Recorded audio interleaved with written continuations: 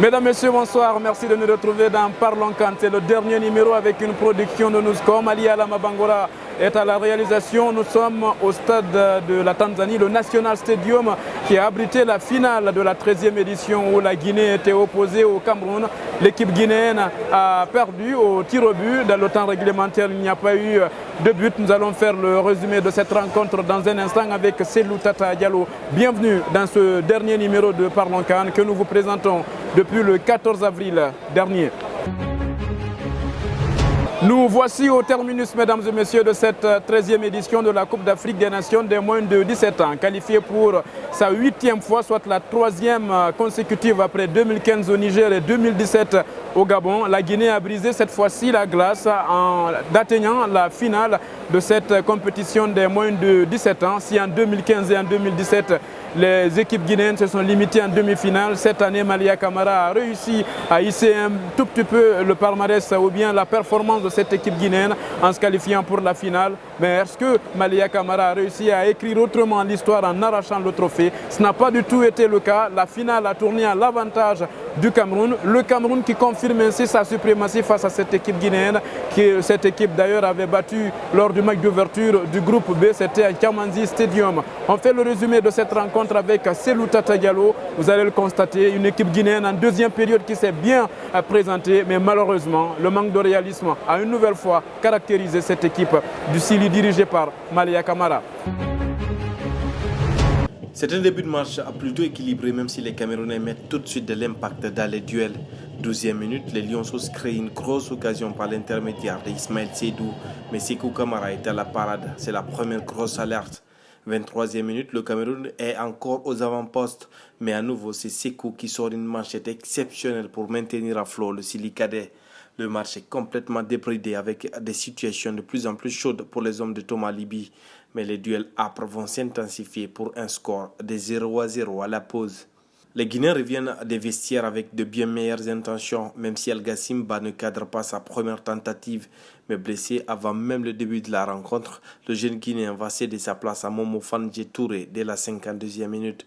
Et peu après l'heure de jeu, Nabi Youssouf Foulari se retrouve seul face au gardien camerounais Manfred Ekoy, mais il perd son duel et c'est le premier tir cadré côté guinéen. On se rend désormais coup pour coup dans ce match car à la 76e minute, le Cameroun obtient une double occasion, d'abord sauvée par Sékou Camara et ensuite par sa barre transversale.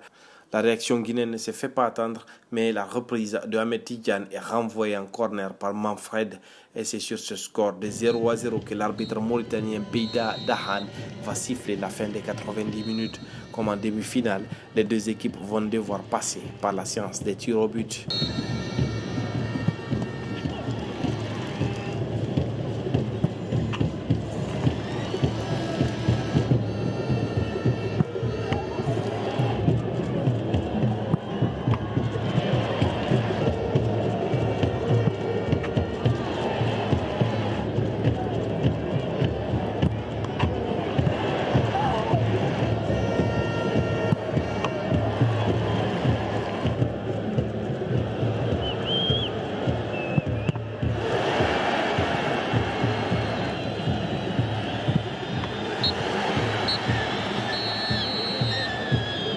La Guinée, on la connaissait déjà, c'est une très belle équipe.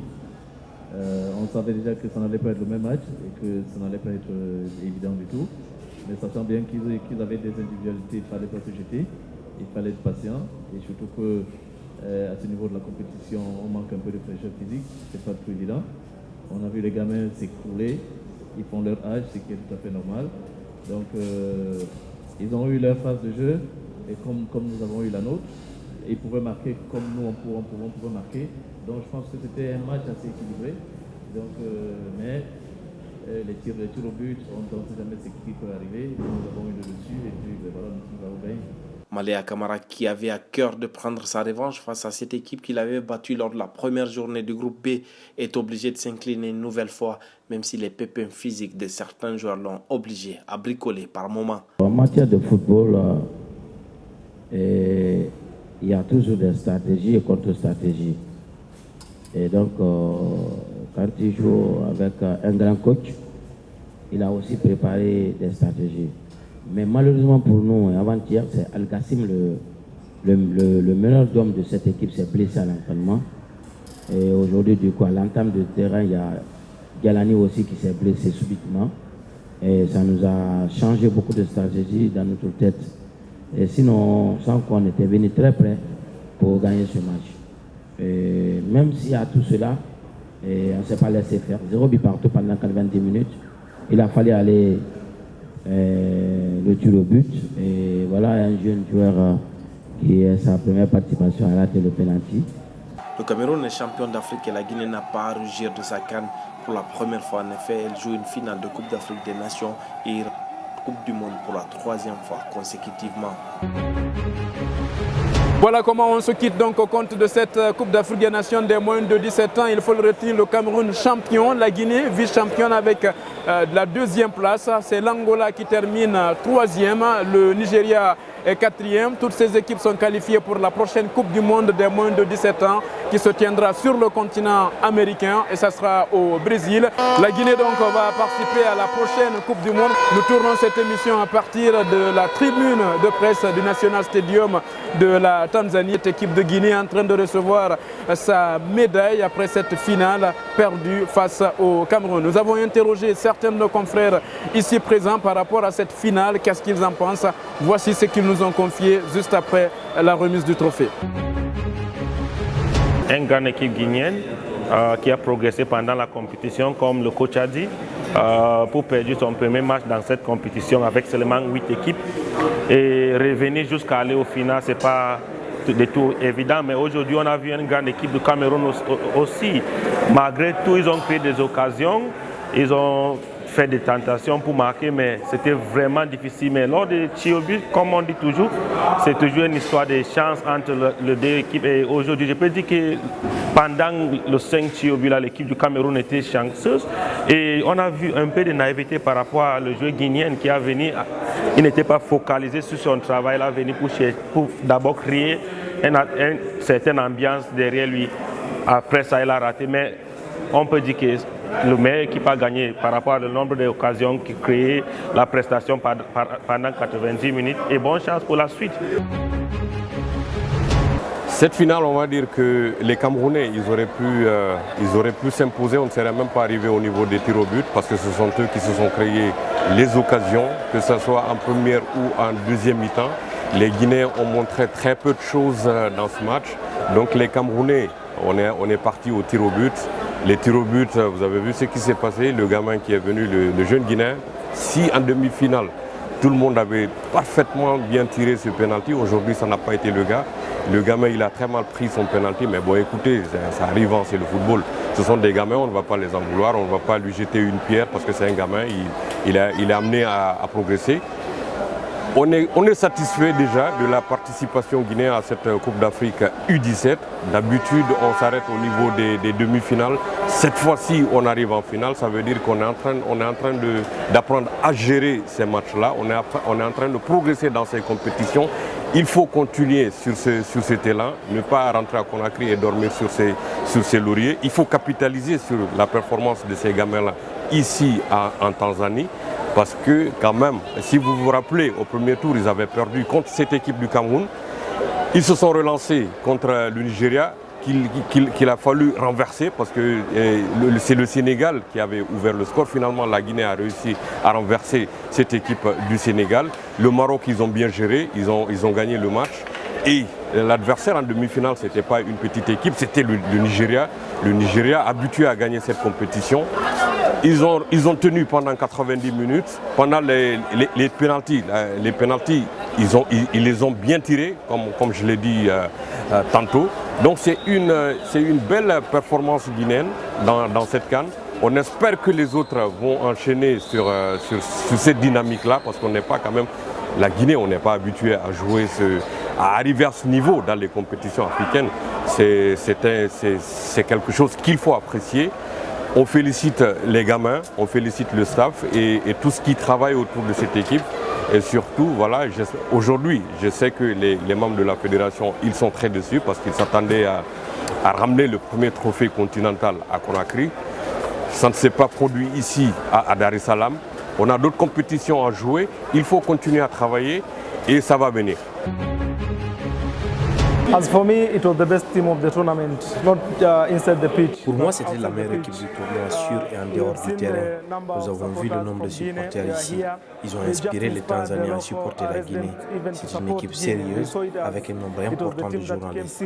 Pour moi, la Guinée a bien joué et ils ont manqué de chance au pénalty. La manière dont ils ont rebondi après la première défaite pour aller jusqu'en finale, c'est incroyable.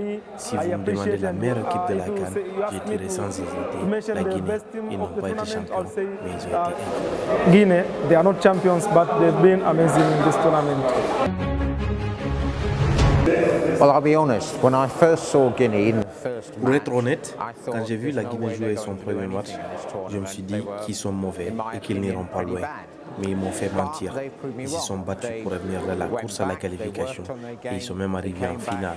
Ils méritaient peut-être même de gagner le trophée. to the final and perhaps even deserve to win.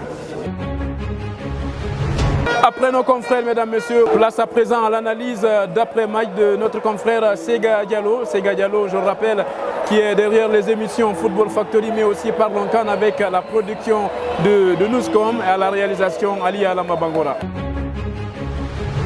Je vais commencer par le parcours exceptionnel du Silicadé, un parcours qui a fait vibrer tous les Guinéens pendant toute cette CAN 2019 ici en Tanzanie. Nos équipes mobilisées un peu partout ont suivi cette équipe de bout en bout.